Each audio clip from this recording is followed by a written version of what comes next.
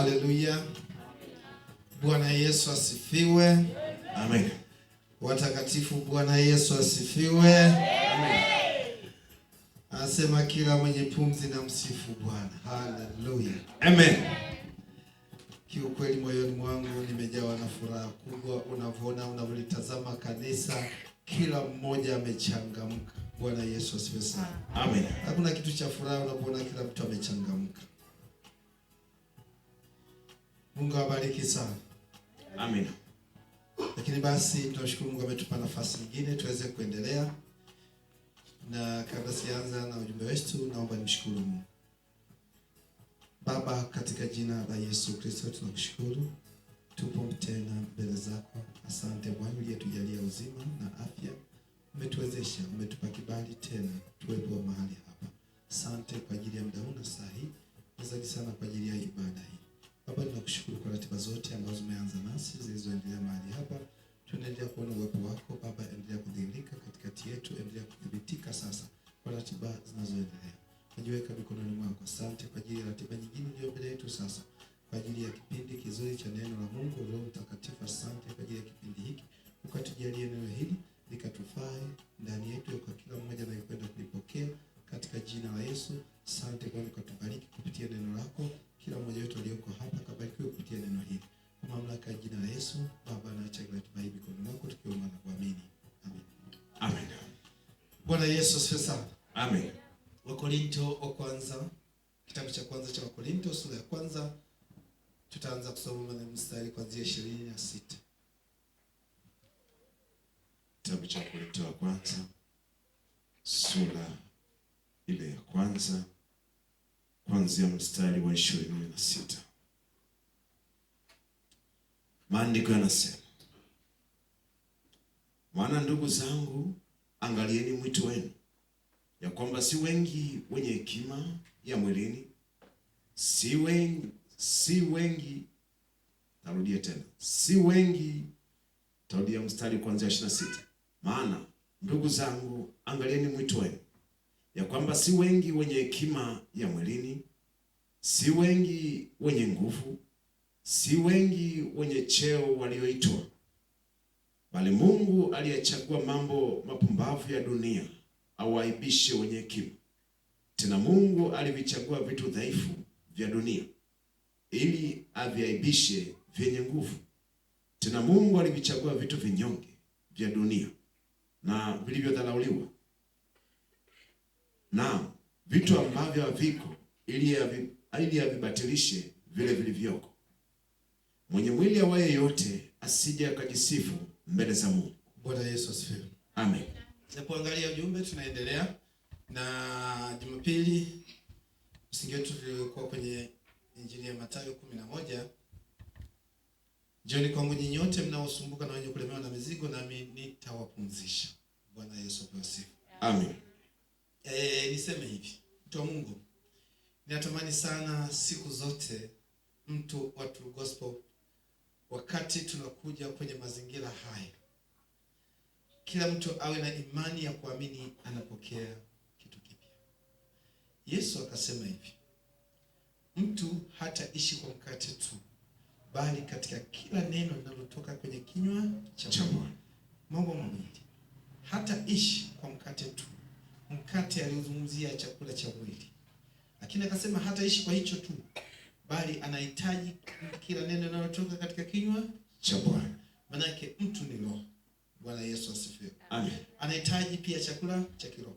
Sasa ukiangalia kwenye mazingira ya chakula, itakufanya wewe siku zote wakati unakuja hapa unakuwa na hali ya kupokea na kuchangamka, pasipo kuwaza wala kufikiri. Haijalishi unakula chakula cha namna gani. Bwana Yesu asifiwe. Amen. Wakati tuko hapa iko hivi. Wakati Yesu anazungumzia chakula cha mwili, na wote tunafahamu chakula cha mwili.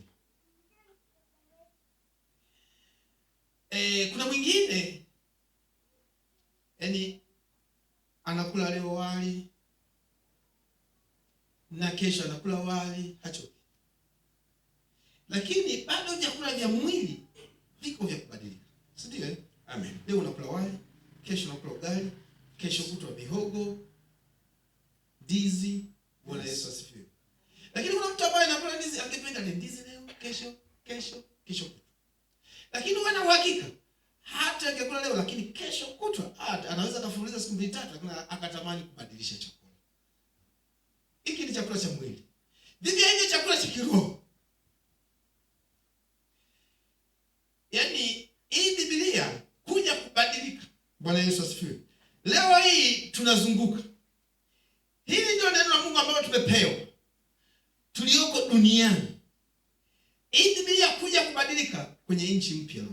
Bwana Yesu asifiwe. Amen. Kwenye nchi mpya, mbingu mpya. Leo utakula wali, kesho kutwa rudi tena utakula ugali. Baada ya wiki kamepita tena unakumbuka wali. Bwana Yesu asifiwe. Amen. Lakini utakula kwa kuchanganya kwa sababu takibano utakiona ni chakula kizuri. Neno la Mungu kila siku ni zuri. Na uzuri wa neno la Mungu ni mapishi. Na chakula ni mapishi. Si ndio? Amen. Haleluya. Amen. Kwa hiyo unaweza kula leo na kesho ukala ukakuta neno la Mungu ni zuri lakini ni lele ni ujumbe ule. Lakini kikawa kizuri. Biblia inasema hivi. Maana ndugu zangu, angalieni wito wenu, ya kwamba si wengi wenye hekima ya mwilini, si wengi wenye nguvu, si wengi wenye cheo walioitwa. Angalieni mwito wenu. Na kati ya eneo muhimu sana ambalo natamani uendelee kulichunguza, thamani. Yesu anasema angalia wito. Thamani ya wito wako. Mungu anakiona kitu ambacho umekipata wewe ni kitu cha thamani. Wewe unaonaje? Cha thamani kubwa. Bwana Yesu asifiwe. Ndio anasema angalieni wito wenu. Anaposema angalia wito, angalia anajaribu kubainisha kwamba sikiliza wewe, ni vizuri sana ukaangalia wito wako kwa sababu si wengi walioitwa, lakini wewe umeitwa. Ila si wengi walioitwa, wewe umepata neema. Anataka uchunguze. Anaposema sio wengi, tambua ulichonacho ni cha thamani sana. Ni cha thamani kubwa. Hichi kilicho cha thamani kinahitaji kutunzwa. Bwana Yesu apewe sifa. Amen. Wenye hekima ya mwilini, si wengi walioitwa. Wenye hekima ya mwilini, si ndio? Amen. Na si wengi wenye nguvu, si wengi wenye cheo. Kuna watu kiwatazama katika hali ya mwili wana hekima ya mwilini, sio wengi walioitwa. Mkienda kwenye vikao vyenu huko nyumbani, anaonekana ni mtu maarufu, anaonekana na hekima, lakini mbele za Mungu watu kama hao hawajaitwa, hawajapata kibali. Mbele za Mungu hamna kitu. Bwana Yesu asifiwe. Amen. Wenye cheo. Bwana Yesu apewe sifa. Amen. Yaani wenye cheo kama kina Abisai sio wengi. Unajua huyu mtendaji, sawa? Bwana Yesu asifiwe. Sio wengi walioitwa. Bwana Yesu asifiwe. Amen. Haleluya. Amen. Tunao walimu hapa, si ndio? Lakini walimu sio wengi. Tunao kina Kadege hapa, si ndio? Bwana Yesu asifiwe. Amen. Anasema wenye cheo nao sio wengi walioitwa. Lakini wakati tunasoma Biblia inasema walioitwa ni wale wenye shida, wenye utumwa wa madeni, wenye hali ngumu. Situshasoma huko, sirudi sana. Sawa Amen. Daudi alieleza hichi kitu, si ndio? Amen. Bwana Yesu asifiwe sana. Amen. Lakini ni lazima utathmini wewe umeitwa. Lakini Yesu anasema sio wengi walioitwa. Maana yake hata Bwana mtendaji lazima utathmini. Wakati Yesu anasema sio wengi, lazima utathmini wito. Nilikuwa naangalia hapo wakati msifu Mungu. Bwana Yesu asifiwe. Nikatamani siku nyingine twende tukaweke mkutano. Amsani wapi kule? Unakoishi? Kiowela. Bwana Yesu asifiwe. Amen. Ili ni muone Abisai akiwa Kiowela ataruka kama anavyoruka hapa. Au akiwa Kiowela ataanza kuangalia hawa jamaa ndio ninaowaongoza mimi. Bwana Yesu asifiwe sana. Haleluya. Kwa sababu tukiwa hapa unaona kila mtu anaruka na msifu Mungu. Je, yuko tayari kuthibitisha hata akiwa huko akionyesha kwamba alichonacho ni cha thamani? Akiwa huko nimeokoka. Ana ujasiri wa kujitangaza. Bwana Yesu asifiwe. Amen. Mungu akiniacha weka mkutano wa Kiwela, sawa mtumishi wa Mungu. Katibu mtendaji pale, Bwana Yesu apewe sifa. Wanamwona mtendaji anasifu pale. Anaruka, wakimwona anakaa kwenye viti vya hukumu. Bwana Yesu asifiwe. Haleluya. Biblia inasema watu hawa nao sio wengi. Lakini anasema angalia sana wito wenu. Wito huu ni wito wa thamani mbele za Mungu. Tunakosogea tuangalie kuutunza huu wito. Bwana Yesu asifiwe. Amen. Kwa sababu tumepokea kitu ambacho ni cha thamani, ambacho sio wengi walioitwa. Na ndio maana juzi nikatoa mfano mmoja. Bwana Yesu asifiwe sana. Amen. Nikawa napiga picha namna ambavyo hayati Magufuli, namna ambavyo alikuwa anajaribu kuhangaika na maisha haya ya dunia hii. Kila kijitazama na anajiona uhai wake haupo. Bwana Yesu asifiwe. Amen. Kila kienda huko anaona, kila anakokwenda anaona kama maisha yake hivi ndio anakufa leo. Niombeeni. Lakini ulichonacho wewe ni kitu cha thamani kubwa. Bwana Yesu asifiwe sana. Amen. Hao watu, na ndio maana nikakupa mfano. Fikiria unaitwa na ofisi kama hiyo ya serikali.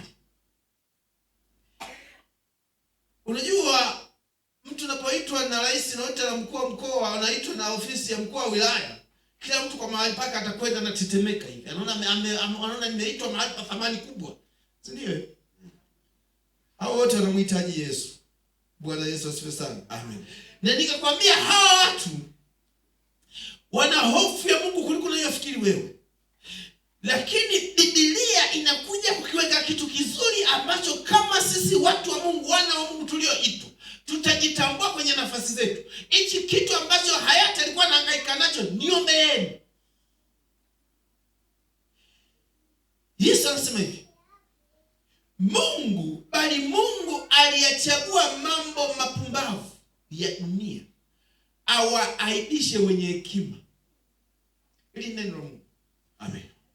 Wakati wewe ulijiona kama ufai, ulijiona kama ni mpumbavu, Yesu anasema aliyechagua mambo mapumbavu ili ayaaibishe yale yanayoonekana kuwa yana hekima. Ndio wewe. Bwana Yesu asifiwe. Amen. Yaani wewe ukisimama ni utukufu mbele za Mungu. Mambo ambayo yalionekana yana hekima yaonekane hayana hekima. Wewe hekima itoke kwako, ionekane kwako. Yale ambayo anasema, angalia anachoendelea kusema. Tena Mungu alichagua vitu dhaifu vya dunia ili aviaibishe vyenye nguvu. Bwana Yesu asifiwe. Amen. Unajua iko hivi. Piga picha wakati unachukua hatua ya kuja kwa Yesu. Namna ambavyo wakati wote unadumu kwenye maombi, ukikaa kwenye gari upo na kale ka Biblia kako, si ndio? Akaondoke. Kanaendelea. Hapo sawa. Bwana Yesu asifiwe. Amen. Yapo kwenye gari na Biblia. Popote alipo anatafakari, anasoma. Bwana Yesu asifiwe. Amen. Haleluya. Amen. Hiyo tilikuwa inakupeleka kwenda kuviaibisha. Anasema aviaibishe vyenye nguvu. Uliyekuwa dhaifu wakati unachochea kitu ambacho umekipokea na kukiona ni cha thamani, unapoelekea Mungu amelenga kupitia wewe, kilichoonekana kilikuwa na nguvu kisionekane na nguvu tena, bali wewe ndio uanze kuonekana sasa.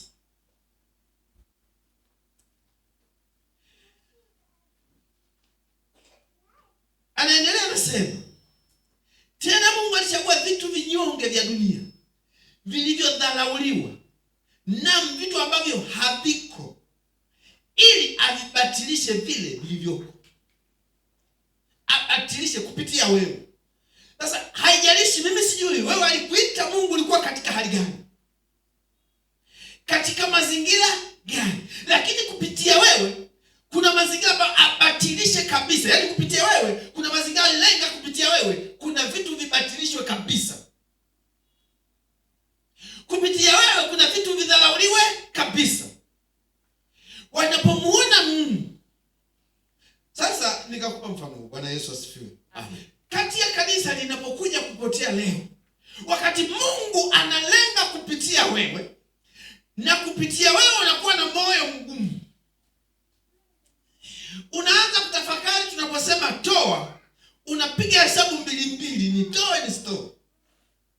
Lakini kupitia hicho alichokilenga Mungu ni kuvibatilisha vitu ambavyo viliona vyenyewe vinafanya. Leo hii kanisa limepotea, sisi tusipotee. Asante Yesu. Bwana Yesu asifiwe. Amen. Makanisa yaliyookoka leo yanakazana kuitisha harambee. Watakuja watu, kwa nini nakwambia? Na ndio maana sisi kama True Gospel tutaitisha na sisi wenyewe, tutachanga sisi wenyewe, tutajenga sisi wenyewe, ili Mungu atukuze kupitia wewe. Waliona huwezi, tujenge. Bwana Yesu asifiwe sana. Amen. Kwa sababu hawa jamaa wakija wakajenga, nani atatukuzwa?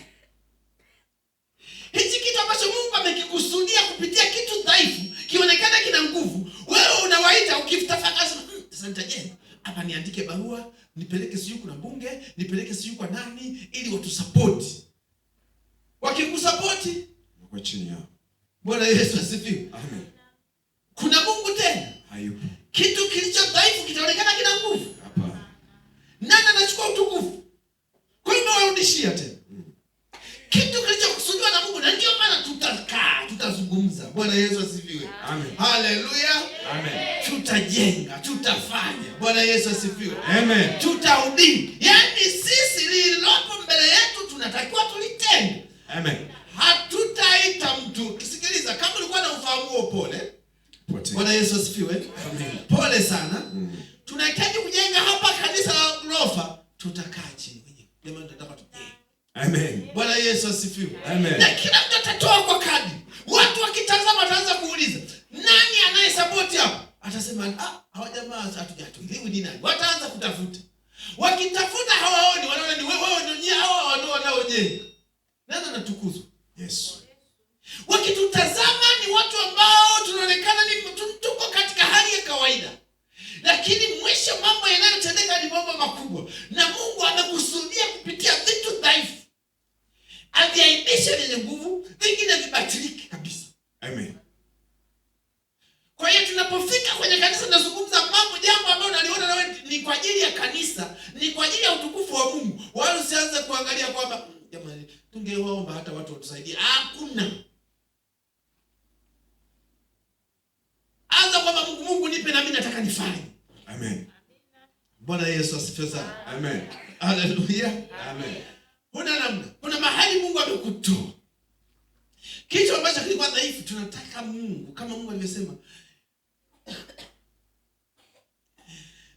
watu wale ambao walimfuata Daudi walikuwa na madeni na uchungu, si ndio? Amen. Hawa ndio mwishoni wanaonekana kuwa ni hodari, si ndio? Mashujaa. Mashujaa. Bwana Yesu asifiwe sana. Amen. Sikiliza mtu wangu. Sikiliza. Hiyo njia ambayo Mungu anaitumia, sikiliza. Unajua wakati tuko hapa ndio maana tunakula chakula tofauti na kila mtu ana namna njia yake ambayo Mungu anamtoa. Kama ilikuwa ni kutoa, unakuta unazidi kufanikiwa kutoa. Ukifanikiwa sio uache kutoa, endelea kuichochea njia ya kutoa. Bwana Yesu asifiwe sana. Amen. Haleluya. Amen. Sio lazima sasa basi nimeshavuka. Hiyo ndio ile kutoa, endelea. Endelea kufanya kazi.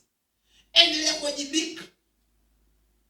Ulikuwa mwaminifu kwenye eneo gani mpaka Mungu akakusikia?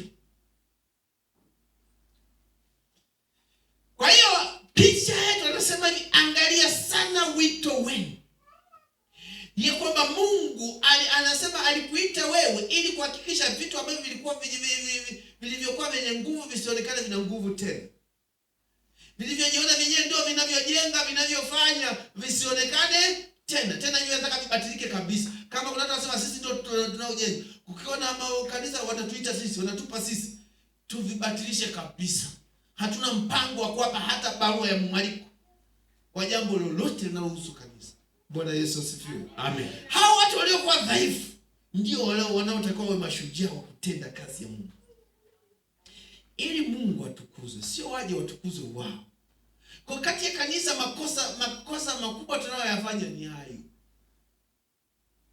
tutaturuka mtu wa Makambako. Na bahati nzuri uko hapa. Haleluya. Hapa tutanyooka. Sawa takatifu. Amen. Bwana Yesu asifiwe sana. Amen. Haleluya. Hakuna atakayekuonea huruma, Kristo mwenyewe ndiye akuonea huruma. Wala sio mimi. Mimi nitakwambia kwa kadri ya neno la Bwana. Na neno la Bwana wewe pokea tu. Ukitoka umechangamka, wala Bwana Yesu apewe sifa. Amen. Usiwaze unatoka umechangamka. Wewe unatokaje menuna, umetukulikuwa kanisani, umekula nini makomamanga? Bwana Yesu asifiwe. Amen. Haleluya. Unakuwa kanisani unakula neno la Mungu afu unatoka umenuna vipi bwana? Kesi ni nini? Bwana Yesu apewe sifa. Amen. Nisome mstari mmoja hapa alafu tusogee kidogo. Tusome mstari wa 12 wa Korintho wa 2:12. Ndio. Wa Korintho wa kwanza hiyo 2:12. Wa Korintho kitabu cha kwanza wa Korintho sura ya 2 mstari wa 12. Korintho wa kwanza sura ya 2 na mstari ule wa 12. Maandiko yanasema, lakini sisi hatukupokea roho ya dunia, bali roho atokaye kwa Mungu, makusudi tupate kuyajua tuliyokirimiwa na Mungu. Sisi hatukupokea roho ya dunia, bali roho atokaye kwa Mungu, makusudi tupate kuyajua tuliyokirimiwa na Mungu. Roho tuliyopokea ni roho atokaye kwa Mungu, makusudi apate kutujulisha tuliyokirimiwa na nani? Na Mungu. Hicho ndicho cha kung'ang'ana nacho mtu wa Mungu. Kazi ya Roho Mtakatifu ni kutufunulia, ni kutujulisha tuliyokirimiwa na nani? Na Baba. Tuliyokirimiwa na Baba.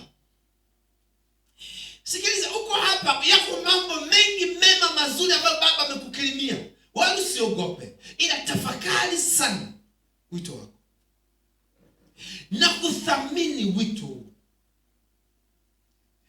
Hivi unajua Mungu ni mfalme wa wafalme. Yes. Ni Bwana wa mabwana. Yeye ni mwanzo Mwisho. na mwisho. Mungu. Yeye ni Alfa na Omega. Mungu wa miungu yote. Sasa umempata huyu.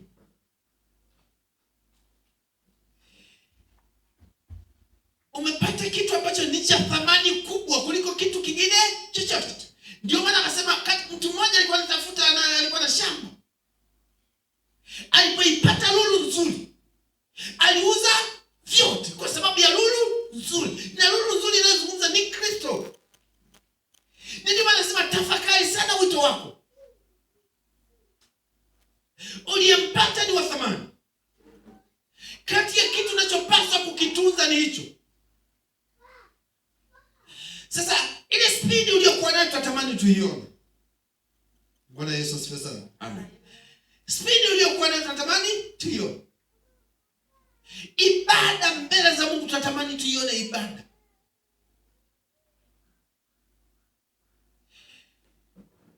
Hebu tuondoe mazingira kumzoea Mungu. Tuzoeane mimi na wewe. Lakini mbele za Mungu tuondoe hayo mazoea. Mungu ni Mungu. Yeye ni mfalme. Atabaki kuwa Mungu. Hatuwezi kuyaleta mazoea mbele za Mungu. Mtu mmoja alidharau uzao wake wa kwanza. Hakuona kama ni kitu cha thamani. Akawa tayari kuuza kwa chakula. Ameuza, anakuja kukumbuka ameshauza. Yanamtoka machozi. Yesu anakukumbusha, angalia sana wito wako. Ulicho nacho ni cha thamani kuliko kitu kingine chochote. Mtu wa Mungu, mtu wa Mungu, kuwa na Mungu ni kitu cha thamani. Hawana Mungu wanaomba, jamani mtuombeeni. Sikiliza, wakati wewe unaona Yesu hata amejaribu kuweka wazi juu ya watu walioitwa, watu wenye vyeo, wana shida, wanahangaika. Ndio maana mahali popote unakuta wanaita wachungaji, jamani wachungaji mtuombeeni. Kwa wachungaji mtuombeeni. Serikali yenyewe muda wote inawaita watu kama hao wachungaji. Sasa shida na wachungaji wanaokwenda. Haleluya. Amen. Bwana Yesu asifiwe. Amen. Ni wachungaji wale ambao hata Unajua unamkumbuka Sauli? Unaweza kumuita Sauli wakati ameshasimama Daudi. Bwana Yesu asifiwe. Haleluya. Wewe unaendelea kumuita njoo, naye atakuja. Atakaa pale. Umemwacha Daudi. Bwana Yesu asifiwe. Amen. Lakini asante Yesu, kuna kaneema kakujua kwamba yuko Mungu anamhitaji Mungu. Hiyo tu. Sasa sisi ambao tuko kwenye hii nafasi, wakati tunatambua Mungu atatupeleka yeye mahali pa kutenda kazi, atatuonyesha yeye mahali pa kusimama. Sisi tunachopaswa sisi tutunze hiki tulicho nacho, tukathamini, tukaheshimu. Yaani hatutafuti sisi tuonekane. Yeye ndiye atakaye kujulisha. Yeye ndiye atakaye kufunua. Wajibu wetu sisi ni kutembea kwenye kweli, kulitumikia kusudi la Mungu. Wacha waitwe, usianze kusema mbona mimi siitwi. Wewe litumikia kusudi. Bwana Yesu asifiwe sana. Amen. Haleluya. Kwa hiyo ni ulicho nacho ni kitu cha thamani. Anasema angalieni mwito wenu. Angalia mwito wenu. Sio wengi walioitwa. Kuna watu wana nafasi zao. Kuna watu wana mavyeo. Lakini sio wengi walioitwa. Haleluya. Amen. Zaburi, msomaji.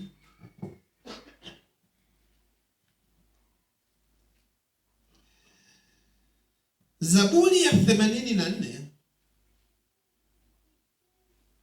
Naomba nisomee mstari wa 7. 84 mstari wa 7. Zaburi 84 mstari wa 7. Maandiko yanasema, huendelea toka nguvu hata nguvu, huonekana Sayuni kila mmoja mbele za Mungu. Bwana Yesu asifiwe. Amen. Biblia inaonyesha, anasema huendelea toka nguvu hata nguvu, huonekana Sayuni kila mmoja mbele za Mungu.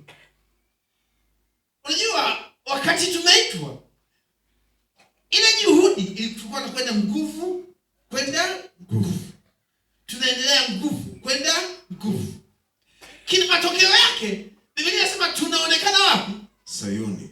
Bwana Yesu asifiwe. Amen. Kadiri mtu wa Mungu ambaye unajiachilia kwenye ibada, unakaa mbele za Mungu, kila inapoitwa leo lazima uwe umefanya jambo la Mungu, umefanya maombi. Daudi anasema asubuhi, yaani anakumbuka kufanya sala na maombi asubuhi, dua.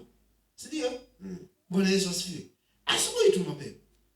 Maana kila inapoitwa leo, yaani lazima mtaje Mungu. Lazima fanye jambo la Mungu na mambo mengine yaendelee. Bwana Yesu asifiwe. Amen. Mtu huyu anakuwa nguvu kwenda nguvu. Na anapokuwa nguvu kwenda nguvu, Biblia inasema huonekana Sayuni kila mmoja mbele za Mungu. Bwana Yesu asifiwe. Amen. Huonekana wapi? Sayuni kila mmoja mbele za nani? Mbele za Mungu. Sikiliza. Unawezaje kurudi nyuma mtu anayeonekana mbele za Mungu? Maana yake yuko pale. Biblia inasema hivi, tumeketi alipoketi yeye. Maana yake huyo mkaa. Yoshua anasema tafakari sana neno la Mungu usiku na mchana upate kufanikiwa sana. Mtu kama huyu, sawa, anaonekana mbele za Mungu, amekaa pale. Hivi anaweza kurudi nyuma? Alichonacho, sikiliza, kuna kitu Mungu anakifanya, jukumu ni kukichochea ili kiendelee kutoa nini? Matunda. Kiendelee kukuzalia matunda. Na hakuna namna kishindo kuzaa, kwa sababu mahali ulipokaa kadri unavyo. Oh, haleluya. Amen. Bwana Yesu asifiwe. Amen. Unajua kuna wakati unapotafakari na Mungu umekaa hivi, unajua kuna raha ndani. Kuna amani ndani. Kuna furaha ndani. Bwana Yesu asifiwe. Amen. Ndio maana nitakuwa mtu wa ajabu. Unakuja hapa, yaani mpaka mwisho wa ibada moyo umeinama. Bwana Yesu asifiwe. Amen. Jamani, moja ya kazi ya mchungaji ni kukusaidia. Sawa? Kwa hiyo usione aibu. Sawa mtakatifu? Tunataka na wewe unyooke. Ukija hapa umechangamka. Ukija hapa tukisema kutoa unamtolea Mungu. Sio unaanza kuwazawaza, unaanza kupiga mara mbili, unampigia hesabu nani? Mimi Mungu. Bwana Yesu asifiwe sana. Amen. Haleluya. Amen.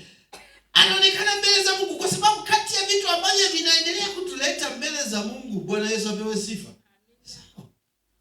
Kutoa ni sehemu ya ibada. Ni ibada, si ndio? Bwana Yesu asifiwe.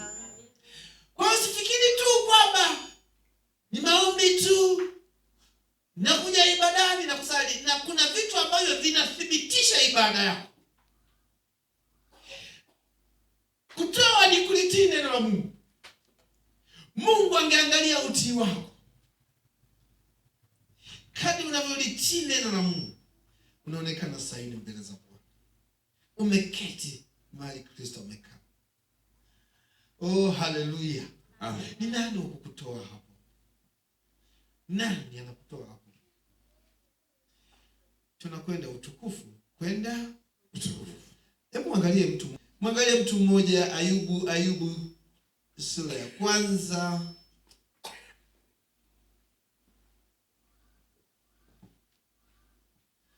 Anza kusoma kama umepaona, anza kusoma mstari wa 1. Ayubu, kitabu cha Ayubu sura ya 1 kuanzia mstari ule wa 1. Maandiko yanasema, palikuwa na mtu katika nchi ya Usi, jina lake alikuwa akiitwa Ayubu. Mtu huyo alikuwa mkamilifu na mwelekevu, ni mmoja aliyemcha Mungu na kuepukana na uovu. Kisha walizaliwa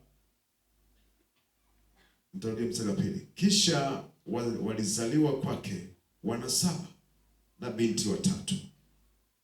Mali yake nayo yalikuwa ni kondoo 7,000 na ngamia 3,000 na jozi za ng'ombe 500 na punda wake 500 na watu wa nyumbani wengi sana. Basi hivi mtu huyo alikuwa ni mkuu sana kuliko watu wote wa upande wa mashariki, na wanaoenda na kufanya karamu katika nyumba ya kila mmoja wao kwa siku yake. Nao wakatuma na kuwaita maumbu yao 3 ili waje kula na kunywa pamoja nao. Basi ilikuwa hapo hizo siku za karamu zao zilipokuwa zimetimia, Ayubu utuma kwao akawatakasa.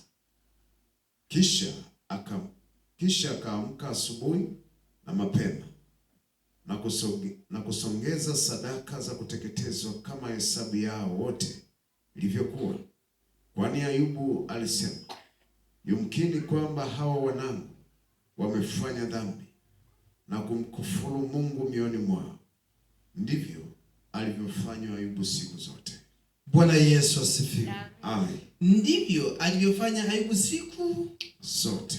Ayubu katika maisha yake yote ni mtu ambaye tayari amekutana na Bwana. Ni mtumishi wa Mungu kama wewe. Bwana Yesu asifiwe. Amen. Na Ayubu unaona namna ambavyo alikuwa akiichochea hiyo kufanya ibada siku zote. Ayubu alihakikisha kila alichonacho hakimpotei.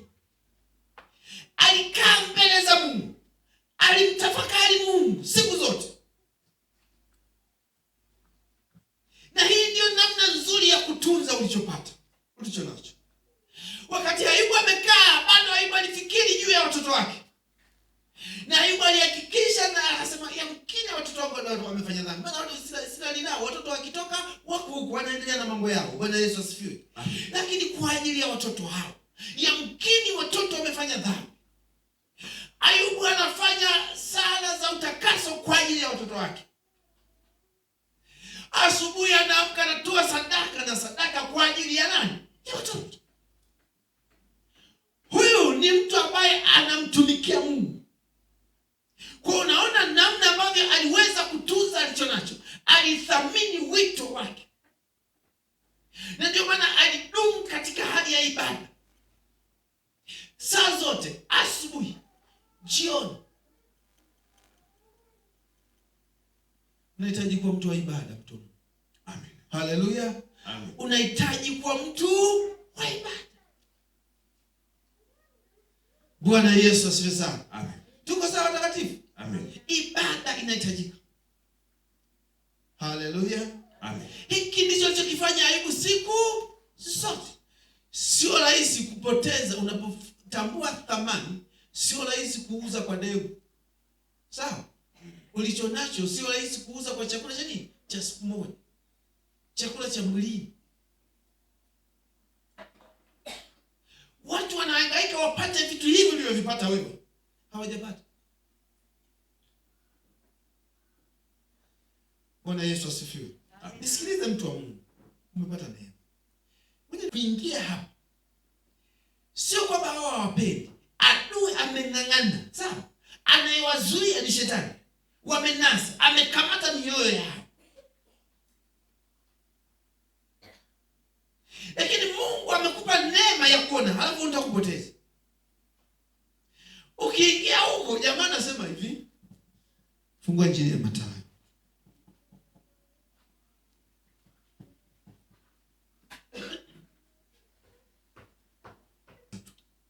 Anzia. Injili ya Mathayo sura ya 12 mstari ule wa 43. Maandiko yanasema, pepo mchafu amtokapo mtu hupitia mahali pasipo maji, akitafuta mahali pa kupumzika asipate. Halafu husema, nitarudi nyumbani kwangu nilikotoka. Hata akija aiona tupu, imefagiwa na kupambwa.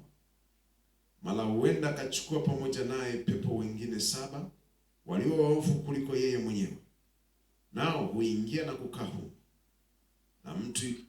Na mtu yule hali yake ya mwisho huwa mbaya kuliko ya kwanza. Ndivyo itakavyokuwa kwa kizazi hiki kilicho kibaya. Bwana Yesu asifiwe. Amen. Pepo mchafu amtokapo mtu hupita mahali pasipo maji. Huwa hapiti kwenye maji. Bwana Yesu asifiwe. Amen. Anatafuta mahali pakavu pasipokuwa na maji. Hapo ndo anaweza kupita. Sio, unaweza kuelewa? Bwana Yesu asifiwe. Mahali penye maji hawezi kupita. Anapita mahali pasipokuwa na nini? Na maji. Utafuta mahali pasipokuwa na maji. Anapita hapo. Hapo huyu pepo mchafu akipita, anazunguka huku na huku, akikuta hapati nafasi. Angalia anachosema. Halafu sema, anasema asipopata nafasi ya kupumzika, anapita mahali pasipokuwa na maji, anatafuta mahali apate kupumzika. Sawa? Asipopata mahali pa kupumzika, usema nitarudi nyumbani kwangu. Yaani wewe umeokoka, kuna vitu vilitoka. Bwana Yesu asifiwe. Amen. Huyu pepo mchafu alitoka. Hali ya kutumikisha ilitoka. Sasa huyu jamaa anasema nitarudi nyumbani kwangu. Yeye anajua kama pale ni nyumbani kwangu. Sawa? Anaposema narudi, anasema hivi. Hata akija aione tupu, imefagiwa na kupamba, mara huenda akachukua pamoja naye pepo wengine 7 walio waovu kuliko yeye mwenyewe. Kwa mapepo yametofautiana, si ndio?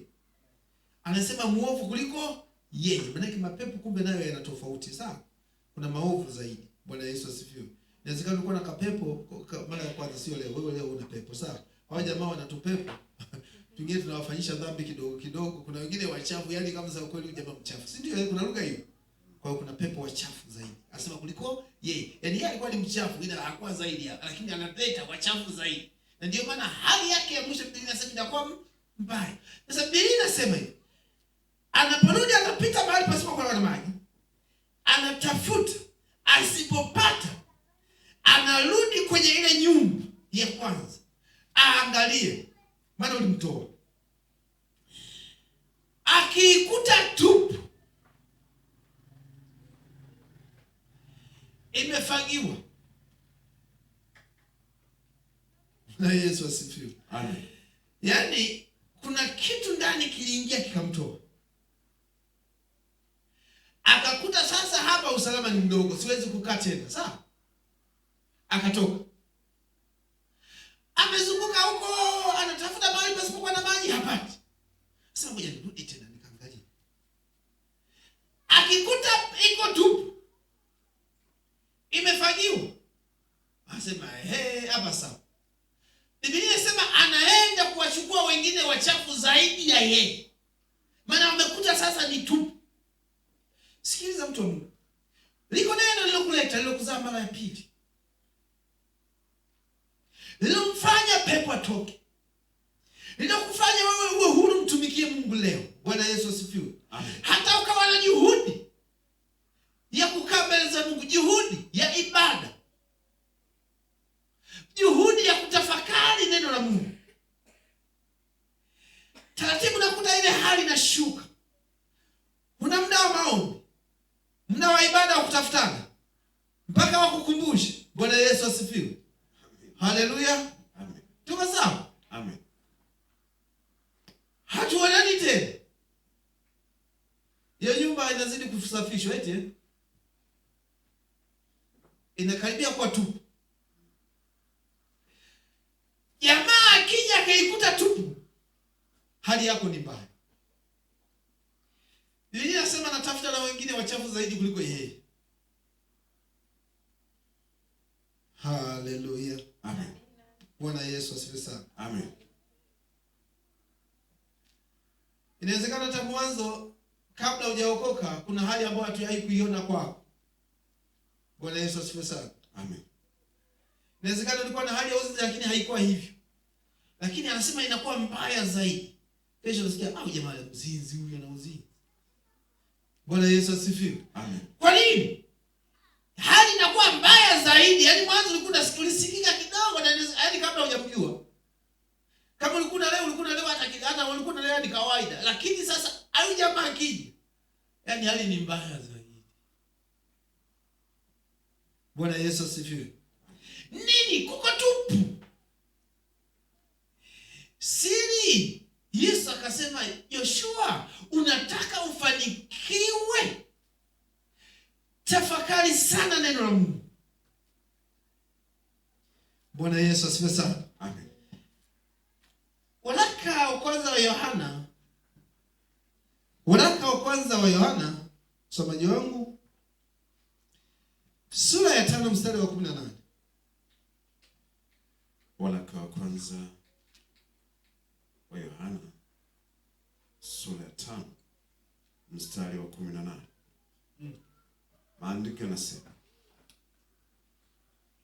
twajua ya kuwa kila mtu aliyezaliwa na Mungu hatendi dhambi, bali yeye aliyezaliwa na Mungu hujilinda, wala yule mwovu hamgusi.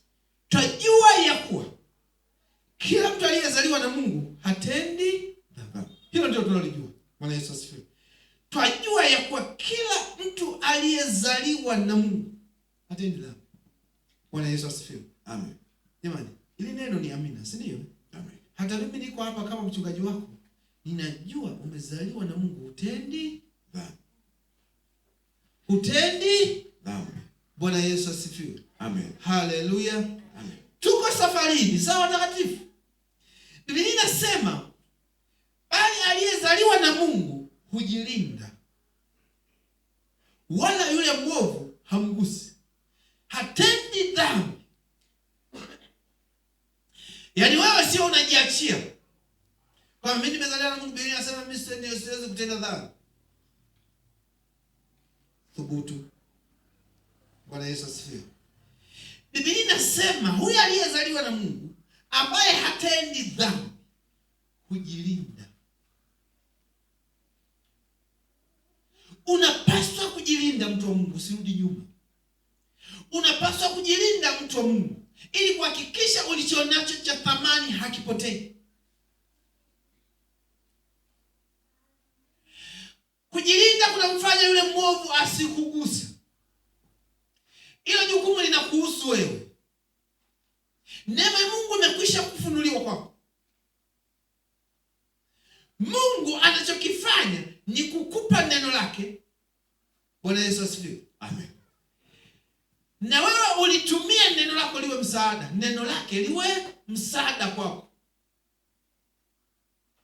Wewe huwezi kulipokea neno la Mungu linakwambia usizini, wewe unasema liangalie neno la Mungu linakwambia ndidi. Bwana Yesu asifiwe. Jilinde.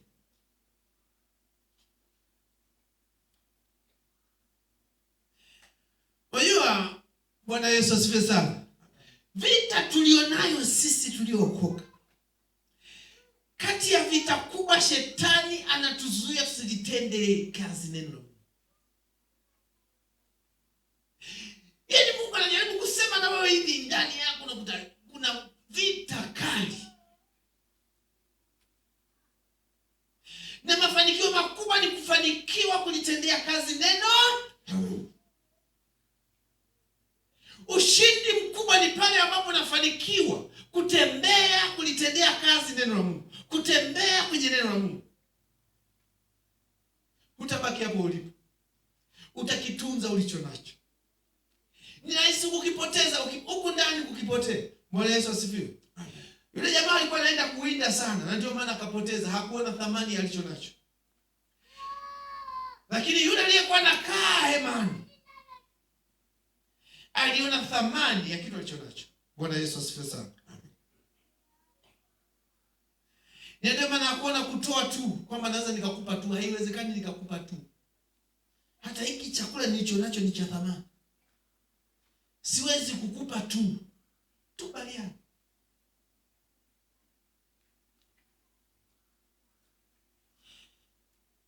Bwana Yesu asifiwe sana. Amen. Tuko sawa watakatifu? Amen. Tujilinde. Tujitunze. Neno la Mungu ndio kiongozi wetu. Ndiye tuongoza yatupasayo kutenda. Ndio inayokuzuia usitende.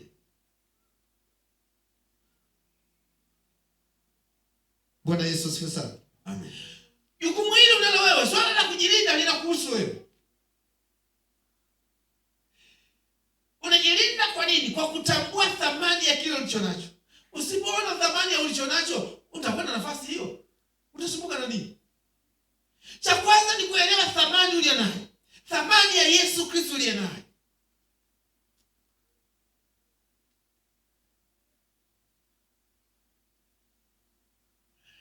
Haleluya. Amen. Ndio maana hata unapofanya sala ile ya toba kumpokea Kristo. Bwana Yesu asifiwe. Atakayenikiri mbele za watu, na mimi nitamkiri mbele za Baba yangu. Hili neno usiishie hapo, kukiri usiishie hapo. Sawa watakatifu? Bwana Yesu asifiwe. Tunatakiwa Kristo tuendelee kumkiri kile inapoitwa leo. Sisi tuwe mashuhuda wa kumkiri Kristo katika maisha yetu yote. Tuko hapa ibadani tumkiri Kristo. Bwana Yesu asifiwe. Nikitoka na mkiri Kristo. Wakujua wewe ni nani. Sio kiwa huko ukiri wako ulipokiri pale kwa sababu uko pale, yani ni kama unafanya ukiwa hapa. Bwana Yesu asifiwe. Ukigeuka nyuma, hata watu wajue kama umeokoka, utaki wajue kama wewe umeokoka. Huko sio kumkiri Kristo. Neno kimkiri haliishi siku ile. Sawa watakatifu? Tupo watakatifu? Amen. Bwana Yesu asifiwe. Tunahitaji tuendelee kumkiri Kristo kwenye maisha yetu. Tuendelee kumfunua Kristo kwenye maisha yetu. Na hii ndio kuchochea. Hii ndio kukaza ulicho nacho kisipotee. Tuna kitu chema. Kitu cha thamani. Lulu nzuri ya thamani. Yesu anajaribu kutoa mifano mingi sana, ili kila mtu aweze kutambua juu ya hiki tulicho nacho, thamani yake kubwa.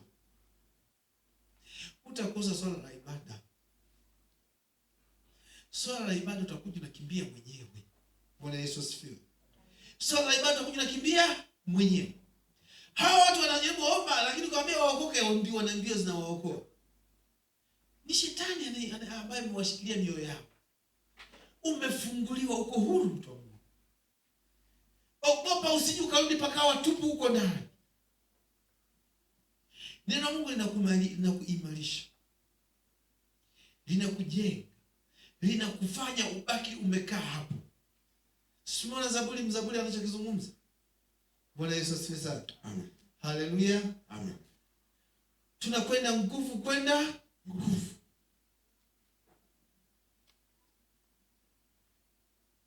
Nguvu kwenda nguvu. Utukufu kwenda utukufu. Tunakuwa. Haleluya. Amen. Bwana Yesu asifiwe sana. Amen. Mtu ambaye alikuwa dhaifu aonekane kuwa ana nguvu. Bwana Yesu asifiwe sana. Amen. Jamani, unajua, ngoja niwaambie kitu kimoja. Bwana Yesu apewe sifa. Amen. Katika kazi ngumu sana ambayo watu tunafikiri sana kama wachungaji, vijana, kuwalea vijana. Bwana Yesu asifiwe. Hawa vijana kuwalea wafike, watoboe. Hapa ndio tunahitaji neema ya Mungu sana. Sasa na wewe mzee tu unasumbuka na mambo gani? Na wewe mzee mwenzangu. Bwana Yesu asifiwe. Wewe mzee mwenzangu unasumbuka na nini? Hawa vijana bado hawajaoa, wanasumbuka na mambo mengi kweli. Sasa yani vijana ukaage nao karibu. Wakati mwingine na kamba iwage jirani. Bwana Yesu asifiwe. Ufunge ili asiruke sana. Haleluya. Amen. Kupotea ni rahisi. Sasa mzee mwenzangu, Bwana Yesu asifiwe. Jamani wazee wenzangu, tutanake tu ibadani. Sawa jamani? Tumtukuze Mungu, tumwabudu Mungu, maisha yaendelee. Sisi wazee wenzangu tusaidiane kwa ajili ya kuwalea vijana. Sawa jamani? Amen. Bwana Yesu asifiwe. Amen. Ili tuwashike hao vijana, sawa? Wafike na wao hapa. Haleluya. Amen. Bwana Yesu asifiwe. Amen. Unajua kati ya kazi ngumu ili tuanze kuwaza juu ya wewe mzee. Mama, tuanze kuwaza juu ya wewe. Bwana Yesu asifiwe. Amen. Hii kazi inakuwa ngumu jamani. Bwana Yesu asifiwe. Mtumishi. Kazi inakuwa ngumu. Mwenyekiti. Hii shughuli inakuwa ngumu. Haleluya. Wazee wenzangu, Bwana Yesu asifiwe. Amen. Bwana Yesu asifiwe. Amen. Neno la Mungu ndio msingi wetu. Haleluya. Amen. Haleluya. Amen. Umeshavuka vitu vingi sana. Umevuka vitu vingi. Umekula, Biblia inasema umekula chumvi na wewe. Hawa vijana bado Biblia inasema wana nguvu. Mambo mengi, maisha, wanatafakari, hawajaoa hata kuoa. Wanafikiri maisha. Anafikiri Makambako pataniweza au niende Dar es Salaam? Niende Kenya. Kijana bado anawaza Tanzania ni wewe mzungu. Bwana Yesu asifiwe. Hawa vijana wana mambo mengi. Haleluya. Sasa utawaweza vijana? Hawa sisi wazee tushikane tuwaombeane. Bwana Yesu asifiwe. Amen. Kijana akikaa basi maisha mbaya. Lakini yuko huru kwenda. Kwa sababu mwisho yote anatakuwa achana na baba na mama. Akawe na maisha yake wapi? Atafuta mji wake. Sasa mji wake utakuwa hapa, utakuwa wapi mimi sijui. Bwana Yesu asifiwe. Amen. Kwa hiyo tunalo jukumu kubwa. Sasa sisi wazee na sisi kama tunaanza kuchechemea, mimi nazungumza kama tunachechemea na sisi wazee. Hii changamoto. Bwana Yesu asifiwe. Amen. Na sisi bado hatujaona, bado tunavitafuta Haleluya. Amen. Bwana Yesu asifiwe. Amen. Tuko sawa takatifu? Kwa hiyo ili tutunze hiki tulicho nacho, kwanza tukitambua thamani ya Kristo, yeye tuliyempata. Na ndio maana anasema si wengi walioitwa, wenye hekima, wenye nguvu za mwili, wenye vyeo, sio wengi. Lakini Mungu alichagua vitu dhaifu ili kuhakikisha vinavyoonekana vyenye nguvu vionekane kuwa ni dhaifu, havina maana. Nini? Ni Kristo ndani yetu apate kutukuzwa kupitia wewe uliye dhaifu. Kwa kutunza tulicho nacho ni jambo la msingi. Biblia inasema shika sana ulicho nacho. Wanaanza kuchukua taji yako. Bwana Yesu asifiwe. Haleluya. Mungu akubariki sana. Naomba nimshukuru Mungu. Baba Katika jina la Yesu Kristo tunakushukuru. Asante kwa neema yako na upendo wako kwetu, kwa kutupenda. Asante kwa yote ambayo unaendelea kutujalia na kutufunulia kila inapoitwa leo. Tunaendelea kulibariki jina lako. Tunakushukuru kwa uwepo wako katika jina la Yesu. Asante kwa ajili ya kila nafsi ambayo iko hapa. Asante kwa ajili ya chakula ambacho Bwana ameendelea kuzilisha roho zetu. Baba tunakushukuru. Baba ukaendelea kututunza watoto wako katika jina la Yesu. Ili tudumu katika hiki ambacho Mungu umetupa. Kitu cha thamani tulichokipokea, lulu nzuri ya thamani katika jina la Yesu. Asante Bwana. Najiweka mikononi mwako, kulia msaada wetu, tusaidie, tulinde, tutunze. Kama neno lako linavyosema, Bwana usipoulinda mji unaokesha na kesha Bwana. Bwana ukaendelee kutulinda na kututunza katika jina la Yesu Kristo tumeomba na kuamini.